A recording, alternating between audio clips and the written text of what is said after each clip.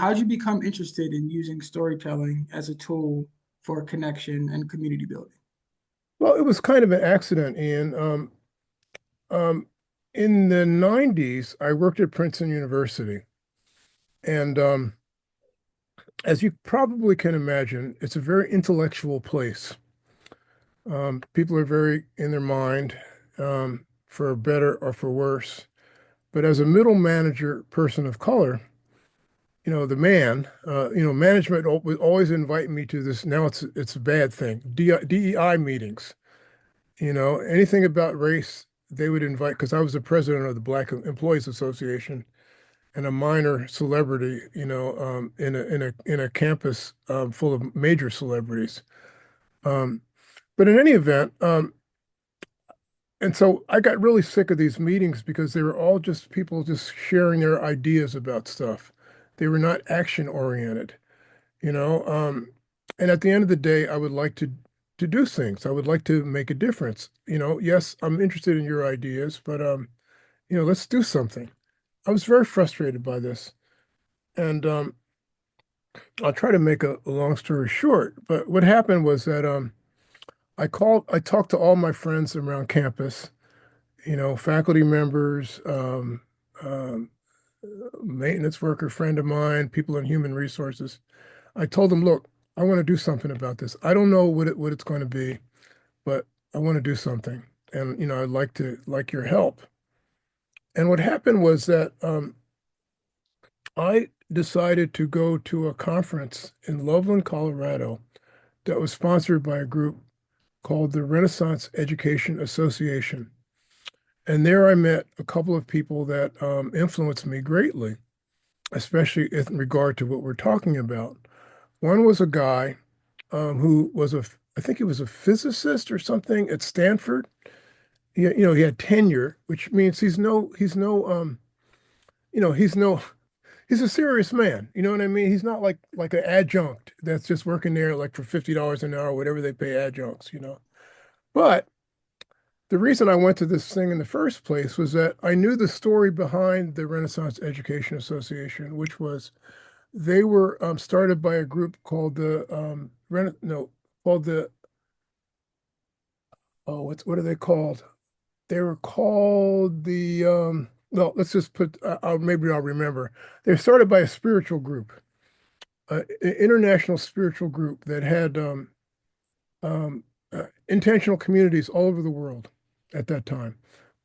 And so I knew that, and their thing was that they wanted to start secular organizations and to seed spiritual values in secular organizations. So I knew kind of their backstory, you know. And both of the two individuals that I met that was the name of the group, the Emissaries of the Divine Light. I believe they still exist, but not as big as they were back in the day. So this guy at Stanford, what impressed me is that he even though he worked at Stanford and he was a physicist, he kept something going for years that was called the Integrity Circle. Now, I don't know what they did in the Integrity Circle, but I know that he would invite everybody from the president of Stanford to, janitors, whatever, could come to this thing. And the other person I met was a guy named Bill Isaacs, um, who I had known. No, did I know him? I'm not sure, but anyway, he was also an emissary, and he took an interest in me for some reason. And even though he was teaching kind of very generic facilitation skills, how to run meetings, how to, things of that nature, he told me, Angelo, he took me aside, this is really what I'm into. And he gave me this article by a guy named David Bohm, who's a very, very, very famous physicist. And it's funny. I took this article and I kept it like kind of like a talisman or something, like a sacred object. Finally, after a couple of years, I threw the article away. I said, I'm not going to read this. But at the meantime, I started working I'd come back to Princeton. I was inspired by these two guys because I was inspired by them. So I called my friends across campus and, I didn't know what we were going to do, but I, invited them into a meeting and I invited them all to tell their stories. And it was like very wow, it was like amazing experience, you know. There was a guy who had a beard like you, except for he wasn't a person of color. But what I meant was that he grew up in the in the 60s and 70s and whatever, came of age during that time. That was his formative years. And now he had a daughter that was going to private school. And in the private school, it's like the brothers were acting up. Mm, And he couldn't communicate, even though he had some maybe tangential, connection to the civil rights movement. How could you not if you were progressive during that time? He didn't have the vocabulary to talk with his daughter about this, so that's why he joined our little, it was called, at that time, it was called the diversity tables. And then there's a woman who was, uh,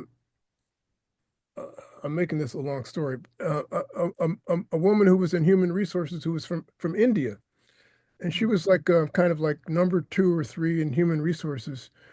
But as an academic, she couldn't really get acceptance among the academic community, not just a principal, but in general, probably having something to do with her gender. So she had some interest in being able to communicate. And there was another woman who simply worked with international students and wanted to communicate better. So in any event, the story thing became a central element of what we call the diversity table, which I've since renamed dialogue circles, and has since been renamed, or a version of that is called sacred conversations, which I believe you know about. Um, and in the process of doing that, I kind of realized that story was like the essential thing that was making this thing work, mm, and it's so beautiful. People just sharing their stories. They didn't necessarily know each other very well, but a motto that emerged out of that I've used, which is called exchanging stories builds common ground. And I believe it. I don't know if there's anything else that does it quite as well as story.